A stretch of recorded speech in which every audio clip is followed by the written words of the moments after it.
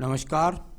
आइए बात करता हूँ कनिष्ठा उंगली के बारे में। कनिष्ठा उंगली मुझको देखने में लगता है जैसे सूर्य की उंगली के प्रथम पर्व से कट से आगे निकल गई है।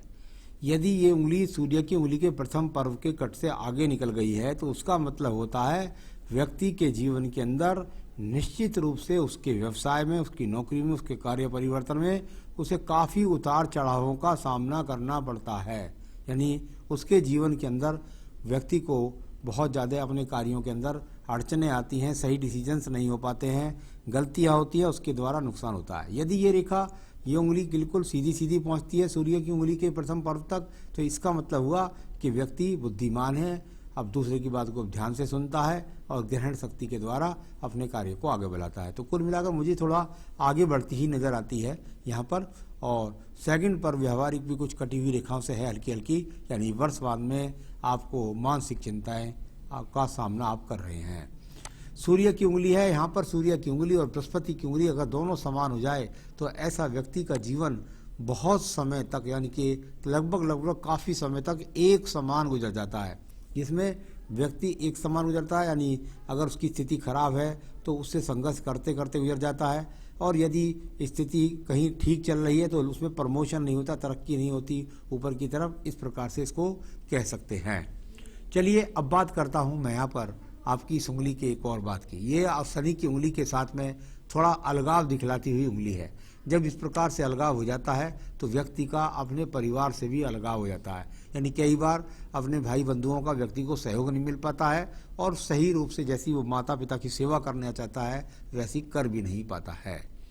यहाँ बात करता हूँ शनि की उंगली की। शनि की उंगली का प्रथम पर्व पर माइनस का निशान, कटिंग का निशान, ऋणात्मक रेखा का निशान, सेकंड पर्व पर ऋणात्मक का निशान, और थर्ड पर्व पर भी कुछ निशान है। यानी कुल मिलाकर थोड़ा स्वास्थ्य की भी चिंता, और साथ ही साथ यहाँ पर आर्थिक स्थिति भी मजबूत नहीं दिखलाई पड़ रही। ऐसे व्यक्ति के जीवन में शनि की ढैया 7.5 आए तो व्यक्ति को और ज़्यादा परेशान कर देती है आर्थिक समस्याओं से। चलिए अब बात करता हूँ आपकी बृहस्पति की उंगली के बारे में। बृहस्पति की उंगली संतान सुख के लिए, पत्नी सुख सहयोग के लिए, साथ ही साथ ईश्वर कृपा के लिए। कुल मिलाकर के यदि बृहस्पति की उंगली को देखता हूँ तो भगवान के प्रति आस्था तो रखता है।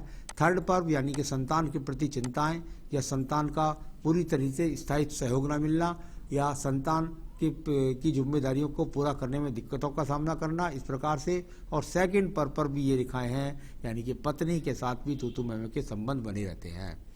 बहुत बुरा होता है जब व्यक्ति का बुध पर्व, यहाँ आपका बुध पर्व देखता हूँ, जब व्यक्ति का बुध पर्व पर खड़ी हुई रेखाएं ना हो, साथ ही साथ उसमें कोई उज्ज्वलपन ना हो, उसमें कोई एनर्जिक ना हो, बहुत सम भी ना हो, किसी तरीके से उठा पटाप करता हुआ तो हुआ आपका ये पर्व दबा, कुछ हल्का सा उठा कुछ दबा, कहीं पर कोई खड़ी रेखा का ना होना, यानी कि धन के प्रति, धन की जो स्थिति है वो बहुत ज़्यादा डावाडोल स्थिति है। ऐसी स्थितियों में मैंने व्यक्ति पर कर्ज भी चढ़ते देखा है।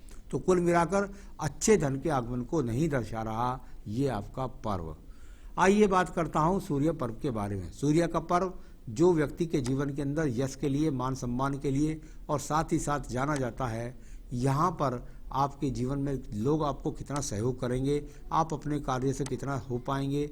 यहाँ यदि ऐसे व्यक्ति को कई ऐसा संकेत था कि थोड़ा सा मेहनत करते तो राज्य सरकार से संबंधित कार्यों से लाभ उठा लेते, परंतु जब माइनस रेखाएं हों तो व्यक्ति के पास अगर जॉब मिल भी जाए तो ऐसी मिलती है जिससे उसको कभी संतुष्टि नहीं हो पाती कुल मिलाकर के। तो यहाँ इस तरह के संकेत थे कि व्यक्ति अगर युवावस्था में थोड़ा सा प्रयास करे तो राज्य सरकार से कुछ यहाँ को व्यक्ति को लाभ मिल जाए। कुल मिलाकर नौकरी भी मिलने के संकेत थे। यहाँ पर ये रेखाएं माइनस रूपी रेखाओं से काफ़ी कटी हुई हैं, यानी कि यश और सम्मान व्यक्ति के पास में है नहीं जितना अपने कर्म क्षेत्र में कार्य करते हैं। अब बात करता हूँ आपके यहाँ पर शनि पर्व के बारे में। शनि का पर्व धन का पर्व, और धन के पर्व पर ये सुंदर रूप खड़ी हुई रेखाएं, ये बहुत सुंदर स्वरूप की रेखाएं हैं। यानी कि अगर इनको मैं देखता हूँ तो ये, अगर ये रेखाएं ऐसी प्रकार से रहती हैं तो ये 60 साल के बाद व्यक्ति को बहुत सिक्योर करती है। लेकिन वर्तमान में इन रेखाओं का फल कहा जाता है कि व्यक्ति का इतना बुरा भाग्य भी नहीं है कि व्यक्ति के पास मंथली इनकम ना आती हो। कुल मिलाकर के कहीं ना कहीं से भाग्य से उसको इनकम के साधन लगातार बने रहते हैं। ऐसी भाग्य रेखा अगर हाथ में हो तो इसको मैं बुरा भाग्य नहीं कहता। तो यानी कहीं ना कहीं से साधन बनता रहता है। यहाँ पर थोड़े से आपके हाथ के अंदर शुक्र वलय जैसी स्थितियों में टूटे टूटे वलय हैं, यानी मैंने हमेशा कहा जब शुक्र वलय जैसी स्थितियों के टूटे टूटे फल व्यक्ति के हाथ में हो तो व्यक्ति के संसाधनों में, व्यक्ति के यश में, सम्मान में, सब में एक तरह से ग्रहण लगा रहता है। इस प्रकार के फल भी यहाँ आपकी रेखाओं में हैं। अब बात करते हैं आपकी यहाँ पर सीधा सीधा जिसको बोलते हैं बृहस्पति का पर्व। बृहस्पति के पर्व पर एक तरीके से कोई भी चिन्ह स्वतंत्र नहीं हुआ, यानी कुल मिलाकर एक तरीके से कहते हैं भाई अगर आड़ी टेढ़ी रेखाओं का एक तरह से गुच्छे का समूह सा बन जाना, जब इस प्रकार से हो तो इसके फलों में कमी करता है। संसाधन हो तो व्यक्ति को धर्म में, मकान में मन न लगे, काम के अपने मन के काम के अंदर मन न लगे। मकान है तो है मेरे पास, लेकिन मुझको मेरी इच्छाओं का मकान नहीं। यहाँ पत्नी है तो पत्नी ऐसी है कि उससे मुझे ज़्यादा इतना गिला है न सिकवा है, बस ठीक है चल रही है गाड़ी। संतान भी लगभग इसी प्रकार से रहती है। अब बात करता हूँ मैं आपकी हल्की सी वेलदार हृदय रेखा की। कुछ चिन्ह पड़े हुए हैं इसके अंदर हल्के हल्के से, और यहाँ से कुछ रेखा टेढ़ी कट रही हैं बृहस्पति और मंगल की तरफ, यानी कि व्यक्ति के मन के अंदर रहता है कि पत्नी से मुझे वो सपोर्ट नहीं मिला जैसा मैं अपने जीवन में चाहता था। हृदय रेखाओं को थोड़े थोड़े से अपयव से बन रहे हैं, यानी कुल मिलाकर कह सकता हूँ मन के अंदर बहुत सारी चिंताएं डोल फिर रही हैं। किसी प्रकार का बड़े हृदय रोग के संकेत नहीं है। मंगल पर्व, कर्म का पर्व, कर्म का पर्व, प्रथम मंगल पर्व, मंगल पर्व, बहुत सारी यहाँ पर काटने वाली रेखाओं, यानी कुल मिलाकर मेहनत का फल नहीं। कुल मिलाकर कई बार ऐसे व्यक्तियों के मकान बिक जाते हैं, और जब मंगल पर्व पर इस प्रकार से अंदर ज़्यादा तलवारबाजी हो, कुछ ज़्यादा कटिंग की रेखाएं हों, तो मेहनत का फल के साथ ना मिलना, रोगों का लगा रहना, और साथ ही साथ मन के अंदर मानसिक पीड़ा का होना, ये बहुत सारे फल यहाँ से इसको मंगल पर्वत से दिखलाते हैं, जो कहीं भी एक रूपता के साथ चल करके आपको सम्मान नहीं दिला रहे हैं, आपको संतुष्टि नहीं दिला रहे हैं। आप देखिएगा सीधा बुद्धि रेखा को, बुद्धि रेखा और शुरू में बहुत सारी कट कर के चली और लास्ट में जाकर के धीरे धीरे जाकर यहाँ रुक गई। यहाँ से एक रेखा का, बुद्धि रेखा का संबंध सूर्य रेखा से भी बना है, यानी कहीं ना कहीं आपके जीवन के अंदर भागदौड़ का संबंध यहाँ बना। यहाँ से वो फिर एक चिन्ह था आपके पास जो आपको राज्य सरकार की योजनाओं से लाभ प्राप्त कर सकते थे। तो ये इस तरह का यहाँ बुद्धि रेखा, इसको ज़्यादा खराब रेखा नहीं कह सकता मैं कि ये बुद्धि रेखा खराब है। बुद्धि रेखा तो आपके पास ये ठीक ठाक है। अगर बात करता हूँ द्वितीय मंगल पर्व की, द्वितीय मंगल पर्व, और यहाँ पर जिस प्रकार का मुझे चिन्ह दिखाई देते हैं उस हिसाब से मुझे यहाँ पर किसी झगड़े झंझट मुकदमों के योग दिखलाई नहीं पड़ रहे हैं। इसके बाद बात करते हैं चंद्र पर्वत के बारे में। चंद्र पर्वत आपके जीवन के अंदर जाना जाता है आपकी मानसिक समस्याओं के लिए, या आप में किसी प्रकार का ऐब है, क्या आप में किसी प्रकार की बुराई है, उस चीज़ों के लिए। यहाँ कोई बुराई नहीं, कोई बड़ा रोग नहीं, कोई मनोरोग नहीं, तो साथ ही साथ किसी प्रकार की विदेश रेखा की यात्रा की रेखा भी दिखलाई नहीं पड़ती हैं। यहाँ से एक रेखा का संबंध भाग्य रेखा के रूप में जाकर के जाता है, यानी आपका भाग्य जो बनेगा वो घर से दूर जाकर बनेगा। एक तो ये सेगा। दूसरा, यहाँ भाग्य रेखा एक निकल के मणिबंध के पास से आई, यानी कुछ ना कुछ पैतृक संपत्ति भी जरूर मिलेगी, पैतृक मकान भी मिलेगा, परिवार का सहयोग मिलेगा, लेकिन जीवन की तरक्की वो मिलेगी आपको भागदौड़ और दूर स्थानों से जुड़ करके। तो ये इस प्रकार की चंद्र रेखा जब भाग्य रेखा निकलती हैं तो उनके इस तरीके से फल बोले जाते हैं। यहाँ पर अगर आप बात करेंगे तो थोड़ी बौद्धिक रेखाएं ये इस तरह से टूटती हैं, कभी कभी इनको व्यापारिक रेखा भी कहते हैं। ये यहाँ थोड़ा थोड़ा टूट करके चलती हैं, यानी व्यापार करे तो व्यक्ति के जीवन के अंदर टूट करके इसको कई बार अप डाउन का सामना करना पड़ता है। तो ये इस प्रकार से रेखाएं हैं। कुछ रेखाएं यहाँ से निकल करके हल्की हल्की आपकी भाग्य रेखा में जुड़ती हैं, यानी बीच बीच में तरक्की भी प्राप्त होती रहती है, संभावनाएं बनी रहती हैं।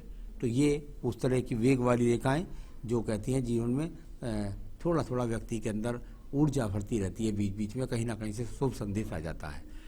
तो भाग्य रेखाएं भी आगे तक मैंने बोली आपकी।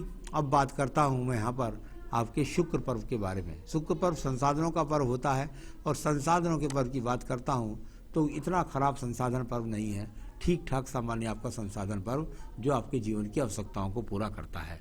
संतान रेखाएं आपके हाथ से देखने में यहाँ मुझे 3 से 4 दिखलाई देती हैं, बाकी पत्नी के हाथ से ज़्यादा ये पता चलता है।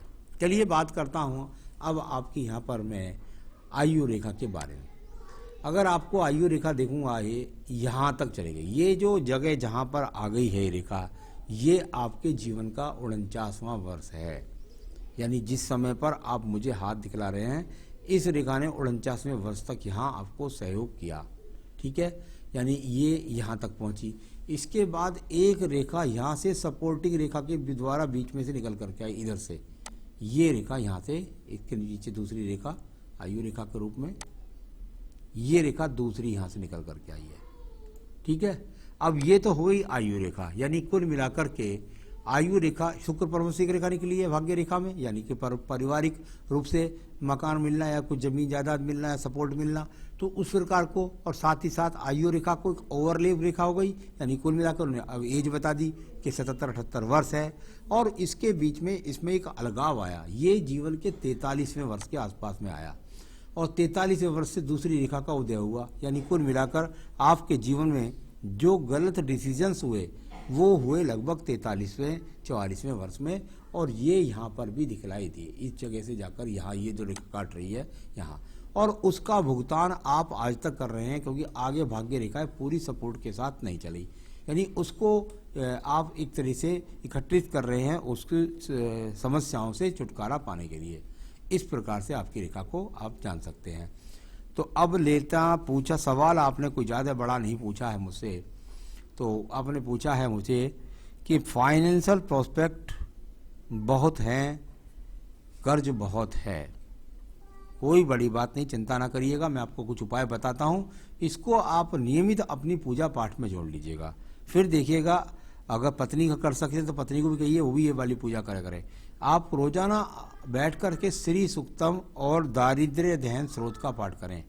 श्री सूक्तम और दारिद्र्य दहन स्रोत का पाठ आपको करना है, पति पत्नी दोनों करें। श्री सूक्तम और दारिद्र्य दहन का पाठ प्रतिदिन आपको करना है, ये करिएगा। फिर देखिए आपके जीवन से बहुत सारे संकट दूर हो जाएंगे। अंगूठी आपने यहाँ पन्ना की पहन रखी है, यदि आपने पन्ना की पहन रखी है तो ठीक है, कोई दिक्कत वाली बात नहीं है। यहाँ माणिक्य पहनने का प्रयास किया होगा तो उस पर थोड़ा सा गैंड लग रहा है, तो माणिक्य की जगह गोल्ड की अंगूठी पहनो तो ज़्यादा अच्छा है। तो बस आप जीवन में तरक्की करते रहें, ये पूजा पाठ करें, यही मेरी शुभकामनाएं हैं। नमस्कार।